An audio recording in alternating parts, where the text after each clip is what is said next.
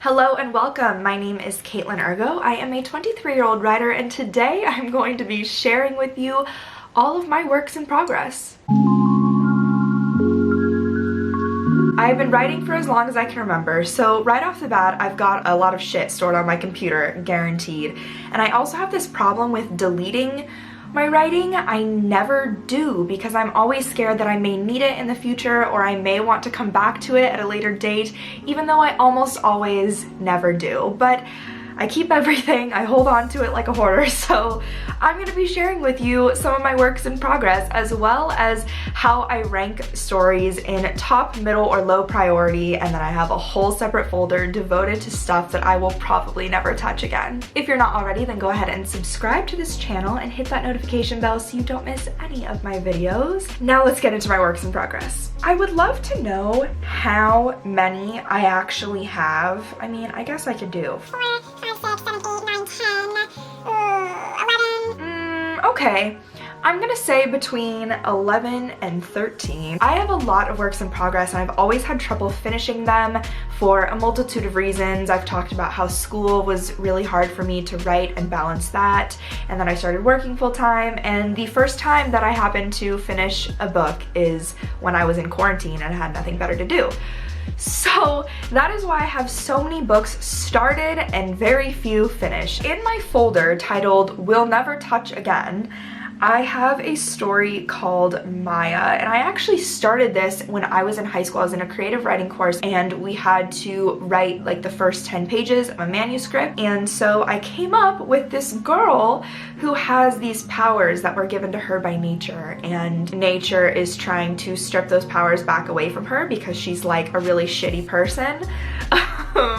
Which in theory this is a fun story and I really liked it. It was like this high school like popular girl, which I was not popular in high school at all, so I guess I just thought it would be interesting to write about someone who is. But it's this girl who's really popular in high school, but she's a terrible, terrible, mean person, and she has these powers, and it's just, you know. So nature decides that it's time to strip her of her powers as kind of punishment for turning out to be such a crappy human, and she basically has to go to this hidden valley that she's had dreams about, but she's never actually seen it, and she has to basically plead with Mother Nature and say, no, please let me keep my powers. But the journey to get to this valley is very tumultuous, and she has to take along, you guessed it, one of her rival classmates who is a boy who she absolutely hates and is really irritated by, but he was actually sent there to assist her on this journey, and she's just pissed the whole time because she's like,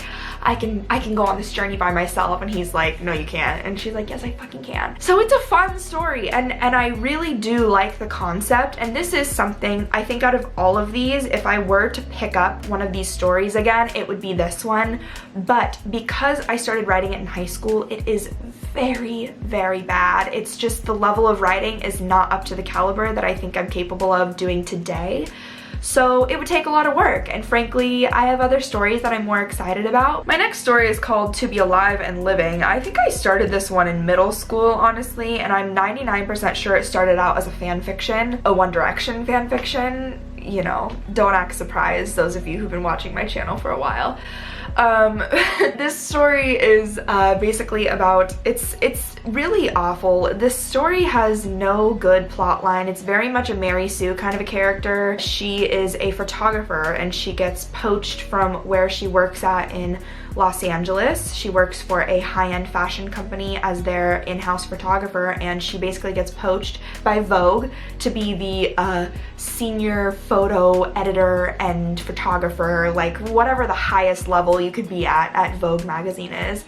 And she has to move to New York, and she's never been there before. Everything she's ever known and loved is in Los Angeles, and then she's got some skeletons in the closet that she has to confront. And as if that job at Vogue wasn't paying her enough money, she has to live in an apartment with like 3 other people, and very Friends style, just not super original. It's one of those where I started it, I thought it was gonna be fun, but it's just something that I don't think I'll ever pick up again. It would take some serious work to get it even remotely good. So that one, I think we're done with that one. My next lovely work in progress is called The Dream Agency. This is also another one that I started in high school. It grew from a prompt that we had to do. This novel is set in a futuristic world where scientists have discovered that you can tell when someone is going to commit a very serious crime based on the dreams that they have before doing it. So this world has decided that in order to completely eradicate crime, they record everyone's dreams every single night, and you have to do that. And this agency, this dream agency, scans and monitors for suspicious behavior, and basically they will go in and arrest people before they've even committed a crime purely because of the dreams that they have. Obviously this one very much from the brain of a high school student and very much kind of out there, but I like the concept, and we all know that I'm like digging on dystopian stuff lately. I feel like I've had like a resurgence in my love for that genre, so who knows, I may eventually decide to pick that up again. The very last work in progress in my Will Never Touch Again folder is called Everything Had Changed, and I think this one also started out as a fan fiction, which, not to say that that's bad necessarily, it's just when I was at a place where I was actively writing fan fiction, I was like a freshman in high school. I was like 13 years old, and so it's like I just wasn't a good writer back then, just plain and simple.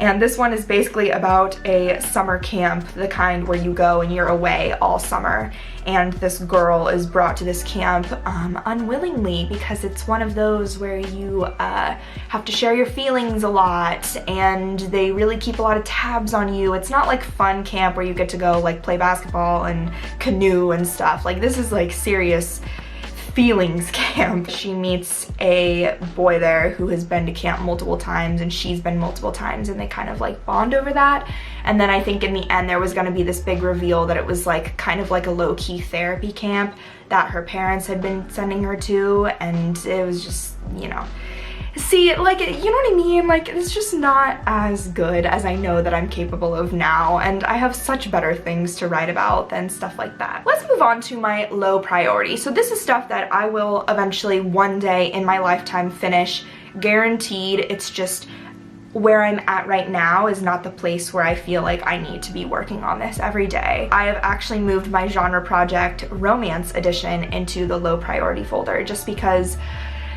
it's just not something that I'm super interested in as of right now. It's something that I will pick up at one point, but I think where I'm at with that right now is that it's just not as high priority. And if you want to know all about that story and how that came to be, then I will have it linked up here, and you guys can go check out the Genre Project Romance Edition. The next story that is in my low priority, I wish I could move it to higher priority, but just realistically it's just not something that I'm going to work on anytime soon, but it is one of my all-time favorite things that I have ever started. In fact, I've probably written 30,000 words in this book. It's one of my most done works in progress. I've done a ton of work to it, and it is set right after the war in 1946, I believe, 46 or 47. It is about a little girl and a little boy who meet in San Francisco in 1946, and he comes from a very wealthy family, and she is like the product of a single mother who spends a lot of time working in factories. So she is just like very much on her own running the city, and she meets this boy who's very sheltered and protected, and he kind of takes her into his life, and they spend their summers at this estate that they have. It's like a summer estate, and this is the story that was actually inspired by Hearst Castle. I am deeply in love with Hearst Castle. I think it's one of the coolest places in the entire world, and I love the history of it. And I love history in general, which is what kind of inspired this story. Later on in the story, you see that a lot of their wealth is tied to the mafia, and Nick's family is really heavily involved with that. And this was definitely going to be a big series kind of a book. I did not see this being a standalone. I see this being like a very in-depth 3 or 4, maybe even 5 books to this series, and just watching them grow up. The story starts, they meet and they're 12 years old, very much Harry Potter in the sense that they're very young in the first book, and then you kind of see them grow up. And I love books like that. I love feeling like I get to grow with a character, which is why I was so excited about writing this. And it's like a historical kind of a drama, like a period piece. I love stuff like that. So this is one of my favorite works in progress that I have, and it's only in the low priority right now because I know that it's going to take so much work to get it to where it needs to be. I started it in college, and I feel like I've learned a lot since starting it, and I've grown a lot as an author. It's something that I will finish one day. It's just not anytime soon. Moving on to my middle priority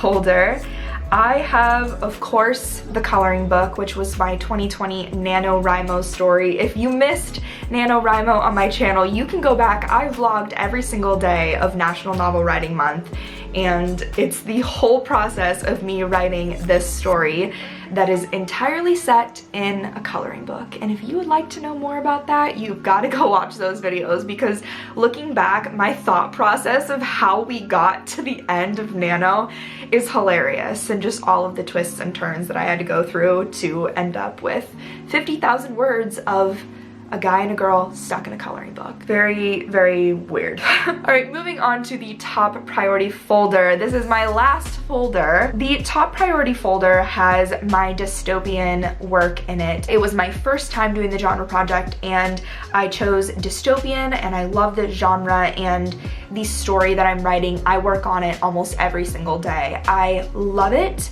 It's one of my favorites. I'm so excited about it. I have a feeling that I will be getting this done relatively soon, and I might even be working on it for Camp Nano in April, which is next month, which is crazy. So I think I'm going to definitely work on that then, but it should be done before summer. I have a strong feeling about that. This book will be done before summer. It is just up there in my top priority list. The other book that I have in my top priority list is The Revival, which, again, if you watched my Nano series, the entire prep series that I did was based around this novel, and it is basically set way in the future where a pandemic of sorts, very timely, maybe a little too timely, which is why I kind of stepped away from it for a little bit. A pandemic pretty much takes over the globe. I know. And because of this, things like the arts and entertainment and music slowly kind of get categorized as taboo, and if you work in the arts, that's kind of shameful because everything is all about essential work. That story I am really excited about. I'm very passionate about it. It's very like close to home. I was working on Broadway when the shutdown happened and I lost my job, and it was just very scary. And the fact that Broadway still isn't open, they can have the Super Bowl, but Broadway still isn't open, is really heartbreaking, and it's really terrifying. And I know a lot of other people who work in the arts or are a huge supporter of the arts feel this way. So that's something that I know I need to write, and I will write it, and that's why it's in the top priority folder, but it's just something that, you know, I'm not messing with right now, but it's one that I will be soon. And that's pretty much it. I know that there's a lot. I guess I'm forgetting the biggest work in progress, which is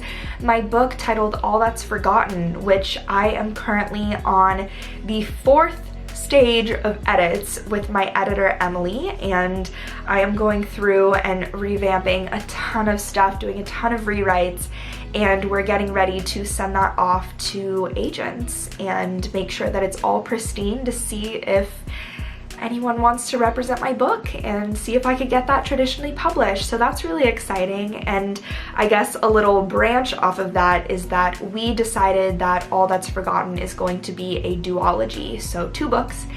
And I am going to have to start writing the sequel soon. It seems crazy to write a sequel for a book that isn't released yet. That is also kind of in that top to middle priority list. So yeah, that's everything, you guys. I hope some of those sounded interesting. I hope no one steals my ideas. I'm always so scared to put stuff like this out on the internet because, oh, not that anyone would, and the author community is so close, and I'm really thankful to be a part of it, but it's always just a little scary, you know, to share your ideas before anything's written because you never want things to get stolen. I'd love to know how many works in progress you guys have. I would tell me the number, because I know I can't be alone with having like 15 works in progress. I know there's other people out there who have that many and or more, so please let me know that number and we can chat. If you enjoyed this video, then go ahead and give it a thumbs up, and if you're not already, then feel free to subscribe to this channel. I post every single week. I've got a bunch of lives coming up, and Camp Nano is happening in April, so I am going to be, of course, vlogging that whole process and taking you guys along with me as I struggle through yet another month of NaNoWriMo. As always, thank you guys so much for watching. I hope you have a fantastic day. Now go write something.